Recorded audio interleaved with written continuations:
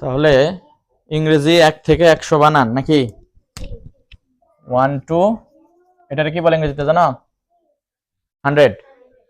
100 তো এটা নিয়ে যদি তোমরা খালি বানান এইভাবে শিখতে থাকো ONE 1 TW 2 এইভাবে যদি শিখতেই যাও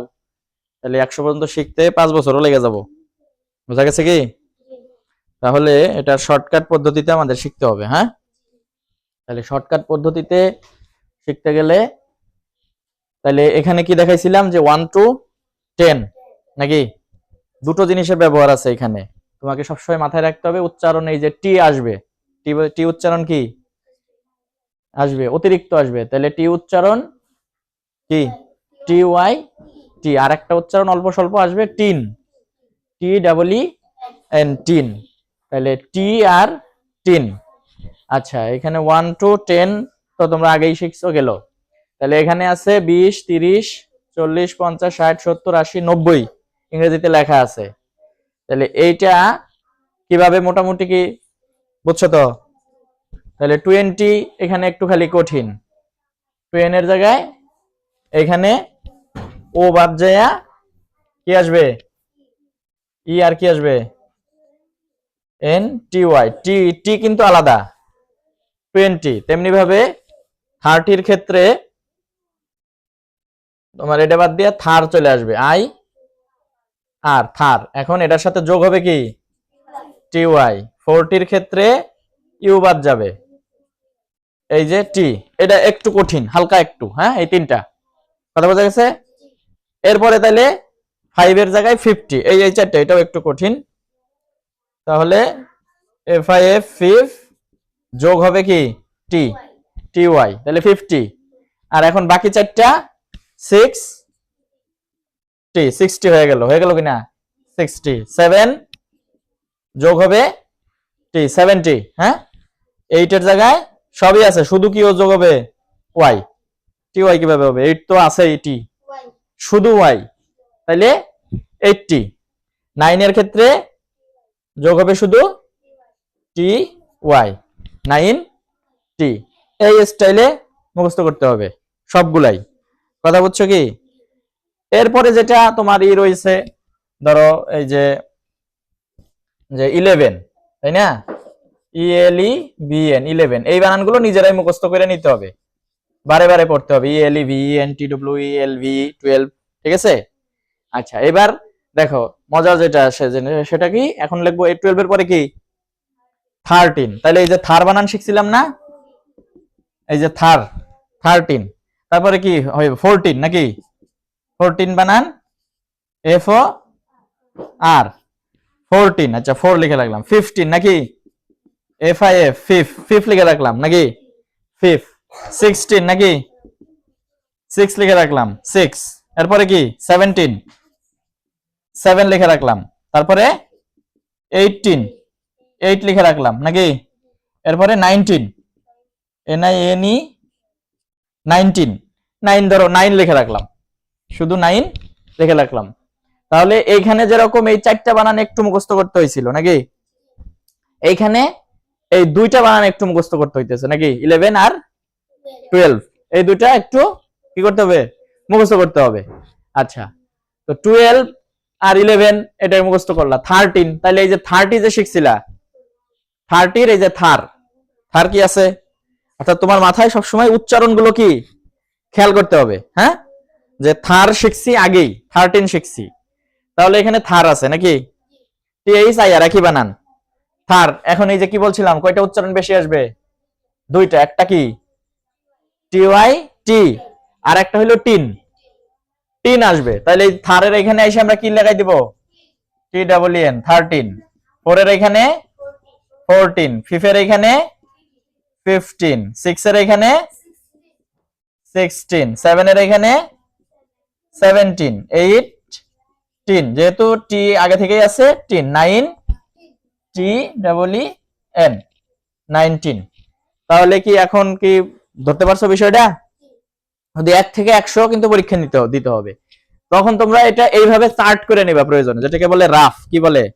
একটা খাতার একটা কোণায় এই ছকটা ধরো আঁকাই নিবা ধরো এই টি ওয়াই এক সাইডে লেখা নিলা টিন এক সাইডে লেখা নিলা কথা বুঝছো কি যেটাকে রাফ বলে নিয়ে তুমি এইভাবে একটা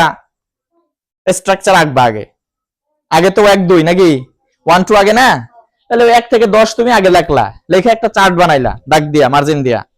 দিয়ে এরকম মার্জিন দিয়ে এরপরে কি 11 আসবে তো নাকি। তৃতীয় নম্বর মার্জিনে এই এডি তো আগে লিখবা না, এটা একটা রাফে লেখা লাগবে এক কোণায়, এখান থেকে টাইনা টাইনা নাকি, অর্থাৎ এই লেখাটি আর এই দুইটা লেখা, এই তিনটা জিনিস তুমি খালি টাইনা আইনা লিখবা। কথা বুঝো নাই? একটা রাফ পেপারে আলাদা লেখা আগে লেখলা এটা কয়টা, এই টি 3 আর এডি। এরপরে তুমি এখান থেকে শুরু করবা, যেটা খাতায় জমা দিবা 1 থেকে 100 যখন পরীক্ষা আসবে, তখন এটা তুমি আগে লেখলা 1 2 3 4 5 6 7 8 9 10। এরপরে তোমার 11 থেকে শুরু করলা, এইভাবে আসবে 16 17 18 19, তাহলে 20 আসবে নাকি, 20 তো আছে এখানে, 20 আছে। এবার ওইখান থেকে ধরে আইনা 20 দিয়ে শুরু করলা, তাহলে 20 এর পরে কি শুরু করতে হবে 21। এখন তুই 21 বানান পারবা কিনা? তাহলে এটা তো তোমার লেখাই আছে নাকি খাতায়, কথা বুঝছো? এটাও তুমি লেখলা, এই 3 ধরে আইনা, বুঝছো কি? ভালো করে বুঝছো কিন্তু, আবার পড়ামো কিন্তু। তুমি দেখো এই যে 1 2 লেখছো, কিন্তু 2 লেখছো না, এখানে ধরো 2 আর একটু লেখাই দিলাম আমি 1 2, হ্যাঁ। তারপর ধরো এখানে ধরো TH আর ডাবল ই, এই যে 3 লেখা আছে, তাহলে 3 এগুলো ক্লিয়ার করার পরে 13 লেখছো, 30 এখানে 30, এই থার এখানে চলে আসবে।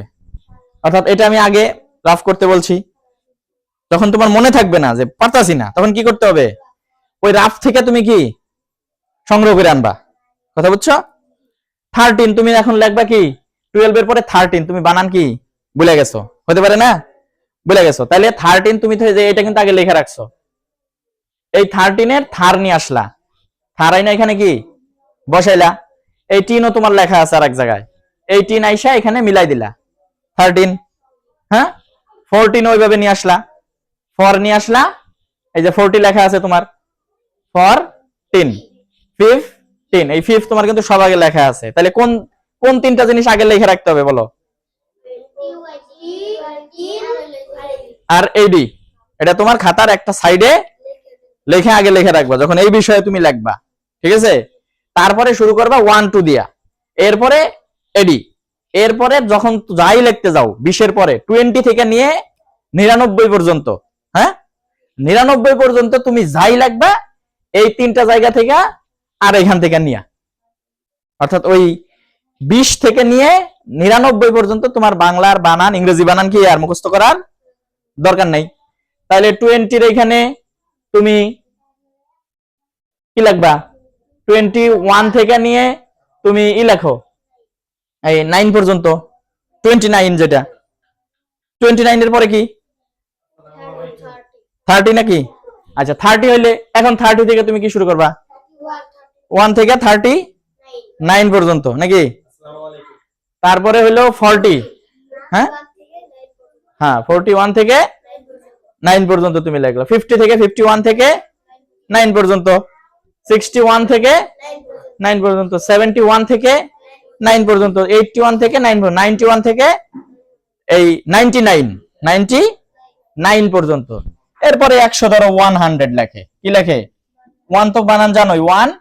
100 বানানটা মুখস্থ করতে হবে, হান ডিআর ইডি 100, এটা হলো 100। তাহলে এখানে 3টা বানান, এখানে 2টা, আর এই 100 বানানটা বেশি মুখস্থ করতে হইতেছে, আর বাদ বাকি সব কি বানাইতে হবে। মানে এইভাবে কিন্তু মুখস্থ করে এই জিনিস শেখা যাবে না, বোঝা গেছে কি? তাইলে তুমি আসো, তোমরা দেখাও 21 লেখা দেয়, 21 থেকে 29 দেখেই লেখো, দেখি কিরম পারো 21 থেকে 29 লেখা দেখাও আমারে।